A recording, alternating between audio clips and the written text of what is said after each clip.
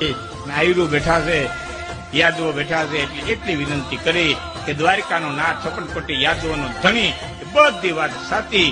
એટલું યાદ રાખજો, એની વાહે દોડતા દોડતા દોડતા દોડતા તમારે ઘીરે જન્મી કે એને ન ભૂલી જતા. તમારે ઘીરે જે જન્મી કૃષ્ણને બચાવવા આવી,